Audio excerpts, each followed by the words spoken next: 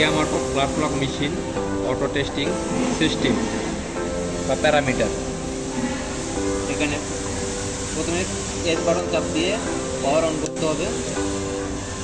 Programme number 23 আসবে। জি button চাপে দিতে 138-এ দিয়ে এস বাটন চাপ দেবে। এরপরে এফ লেখা আসবে, ডি বাটন চাপ দিয়ে অন করে দিয়ে এরপরে এস বাটন চাপ দেবে।